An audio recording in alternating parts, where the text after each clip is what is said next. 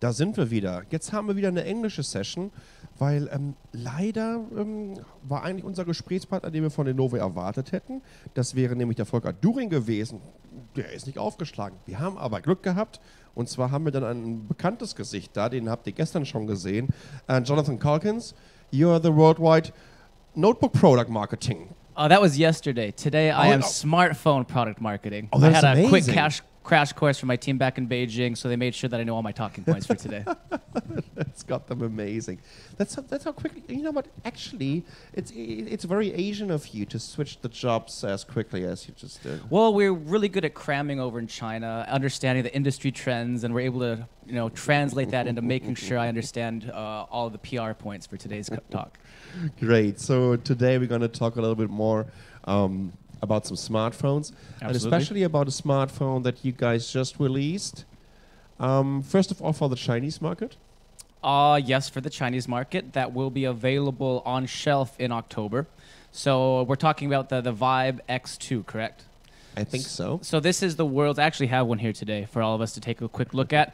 This is the world's first multi-layered smartphone. So you can see here that we have 3 distinct layers as well as the screen on top. And we're doing this, here I'll hand this over to you. First impressions, what do you think? What about the weight? I think the weight is insane, absolutely insane. What you see right away is just, you said already, this is the first multi-layer smartphone at all. I mean, the design is exceptional. It is just very classic and very timeless. What I can also see is you have this kind of floating display on this. So the display itself also turned into a layer of this phone. I think the different materials that you're using for it, it just looks absolutely brilliant. So today I brought over the black on darker black and gray to match my suit.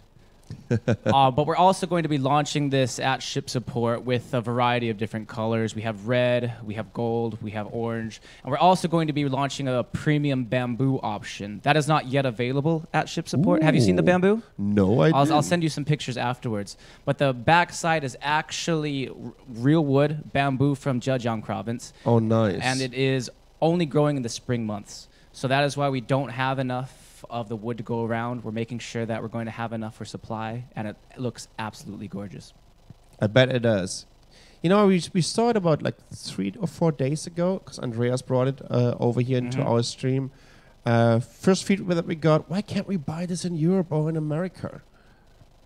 So that's going to tie me into the next question is, that's everyone's asking Lenovo about, is the Motorola deal. And we're very confident that this Motorola deal will close by the end of the year. That's what we've said many times. And we're looking at entering Eastern Europe. We're looking at entering American market. But before we can really solidify our plans, whether it's going to be Lenovo branded, it's going to be Motorola branded, we need to close this deal before we can really go and outline our strategy, not only externally, but internally as well. Well, Motorola is an established company, or let's say is a company that is quite well known over here in Central Europe, but of course also in Northern America. Pioneers of mobile telephony. The Razr. Yeah, absolutely. I had a Razr. You did? Long time ago. What's the clamshell, right? That was the clamshell, that ultra thin, ultra light one that everyone had to have. Yeah. So they gained a lot of reputation with that one, and now it belongs to Lenovo. Well, I can't say it belongs to Lenovo now. Soon. But hopefully soon, before the end of the year. So with the Motorola acquisition, when it goes through, hopefully by the end of the year, we're looking at bringing on about 3,500 new employees to the Lenovo family. About 2,800, 2,700 of these will be engineering and R&D related. Wow. So we're going to be bringing on a great addition to the Lenovo family. The rest of them are very experienced sales staff, people that are having a lot of knowledge in the mobile market. So everything about this acquisition means great news for Lenovo. Well, it's going to be quite interesting. So it's totally understandable that right now it feels like, it was kind of stopping your momentum in terms that you built up already.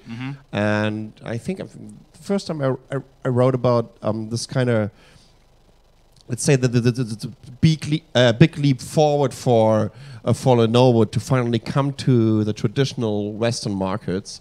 And then you've had this Motorola acquisition, and I said, oh my God, now it just will take another year until we can finally get more and more Lenovo smartphones in Europe and in North America.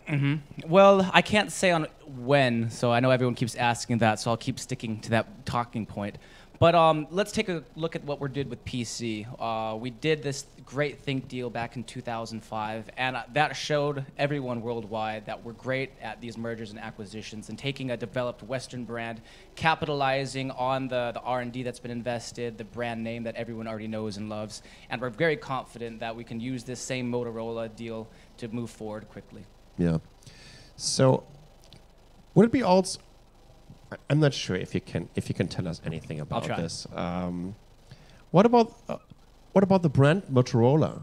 Will the brand Motorola be like a ThinkPad brand that you took over from IBM, or would it just fade away?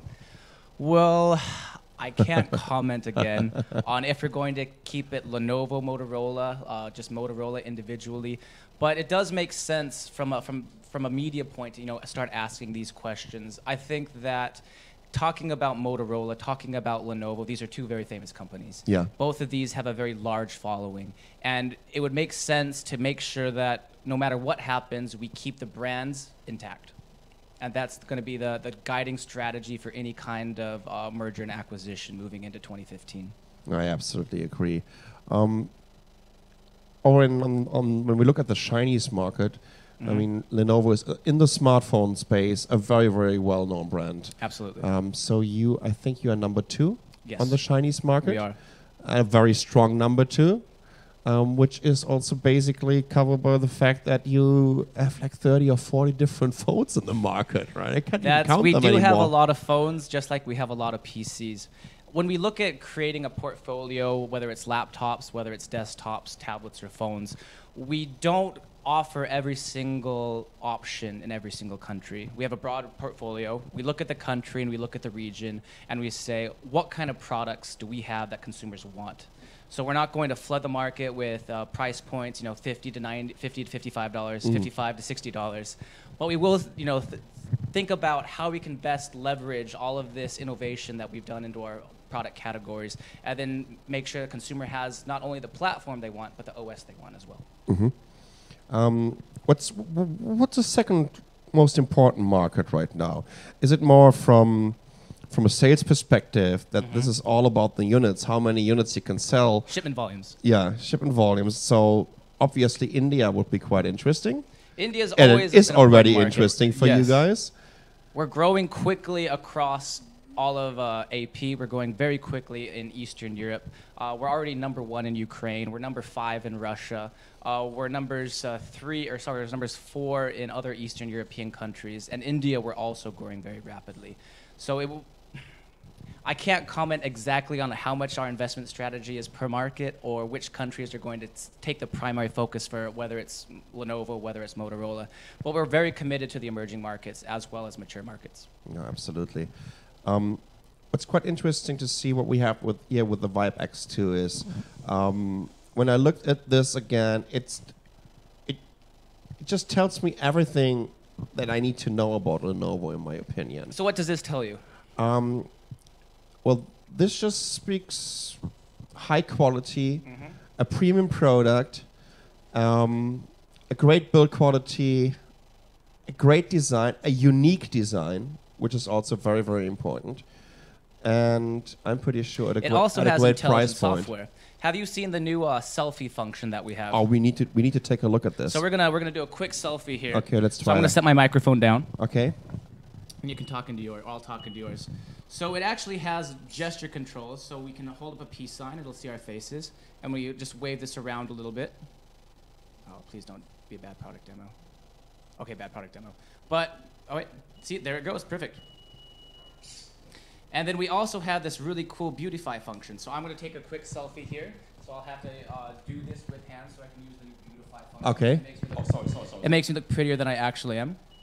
It scans my face, removes all these different kinds of blemishes that I have, and the end result is honestly a picture that makes you look better than anything. So as you can see, here's the result of my selfie. Pretty good, right? That's pretty good technology right there. So this was the before, and then this was the after. I'm also working with R&D to create a magnify function. So hopefully one day I can get the R&D team to make me look like this. But it really is smart technology.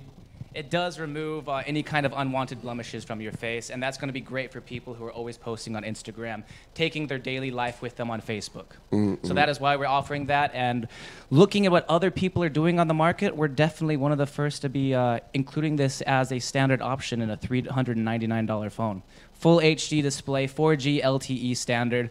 We're very excited to be launching this. $399. Yes. That is insane. And it is the world's first octa-core processor from MediaTek. So we actually have 8 individual cores running in parallel, making sure that not only are you getting the fastest performance possible, but they're also intelligent. So if you're using an application that doesn't require all the cores running... Can I see it again? Absolutely. Thin, light, 8 cores. And it's very compact. You have thin bezels on both sides. The display is absolutely gorgeous. I love the colors of it. So, wow. Oh yeah. So this is actually, if you're wondering which MediaTek SoC is on here, Nicole's been to Beijing for the launch event of this MediaTek. That's the MT6595 that they're using for it. I'm not so that's a successor of their A7, the Cortex A7 platform. So this should be, I don't want to say anything wrong. I'm pretty sure it's an A53. This little SoC is goddamn fast, I tell you that. And you know what? I appreciate it. I live in Taiwan. Got to see that a mainland Chinese company is using a Taiwanese technology. And this is, as I said, it is an absolutely brilliant SoC. Let me just show you. Look, we have, that's a good one. One of the most demanding games that is available on the market is definitely Asphalt 8. And I'm going to run this for you. I haven't tested any of the games. I hope they work. Okay, we're switching to Wi-Fi.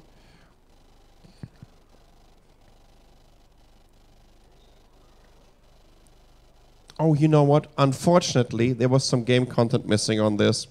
What else do we have? We have Wheel Football. Let's try the Spider-Man. This is a full HD display? Full HD, 1920 by 1080 IPS. Okay. And it's a 4.7? A 5-inch. Oh, it's a 5. Jeez, it's so compact. Okay, we're playing a demo now. Let's see. I have the amazing Spider-Man. I'm sorry, I've never really tried it.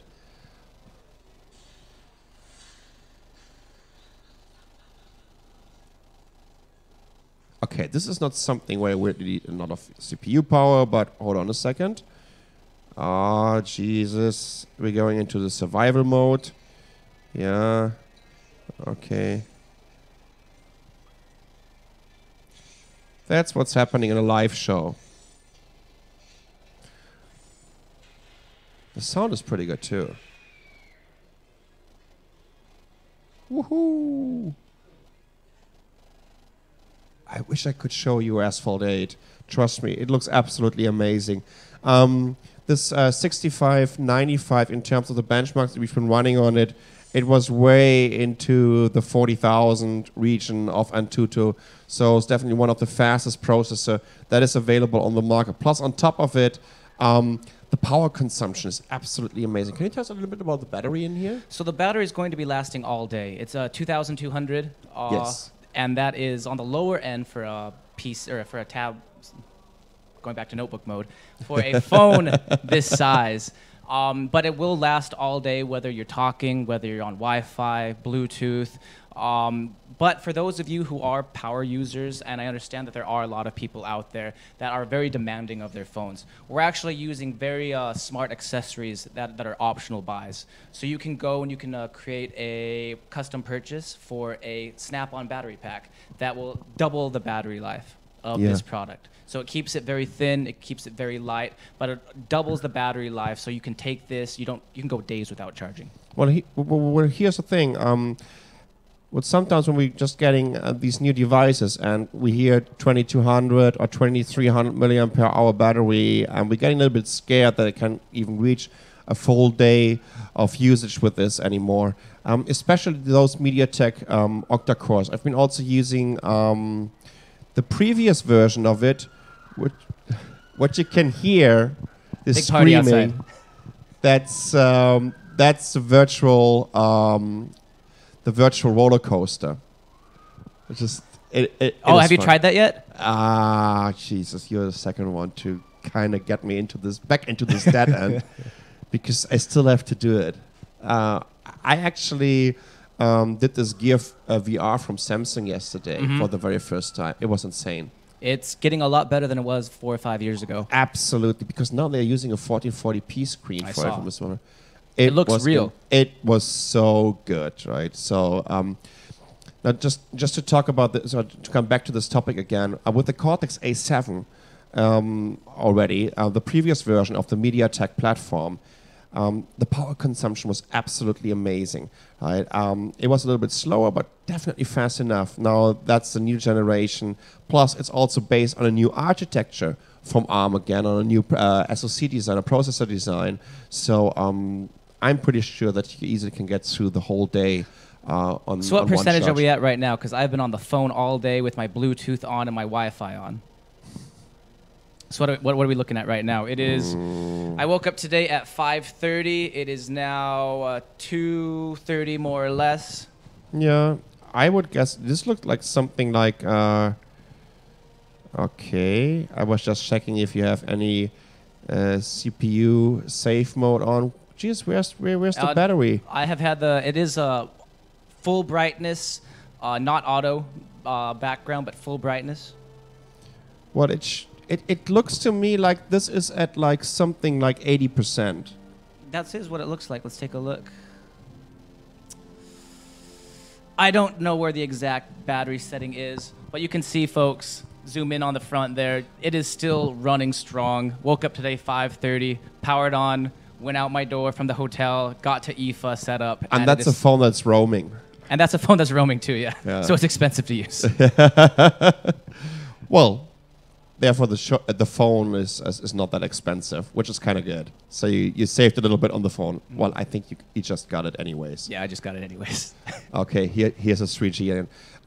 Can you tell us anything about the frequencies? Are these basebands that I can only use in China? I can't speak about the frequencies right now because that is still something we're pursuing. Like I said before, we're going to be launching this in China. It is going to be quickly available throughout AP as well. Moving towards Eastern Europe, moving towards mature markets. We're looking at that, but I can't comment on the frequencies. Because it's always a chance. As soon as we know about the basebands it's using, there's always a chance, of course, if you really want this phone, if you really want to have something very special, just to get it at any huge Chinese distributor, if you want anything and it's available online, there's always a way to get it. And trust me, you should really come over to Hall 17 to go to the Lenovo booth and take a look at this new Vibe X2, because as you said, Jonathan, this is the first multi-layer phone. Can you see this again? And oh my God, and look at this floating display.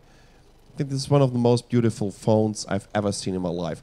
$399 US with a brand new MediaTek octa-core. That's a MT6595. And this is absolutely a brilliant device. Jonathan, thank you so much for joining us again. Thank you for having me on the show again. That was the Vibe X2. Wir machen jetzt eine kurze Pause und dann schauen wir mal, was wir euch dann noch einspielen und wir sehen uns gleich wieder.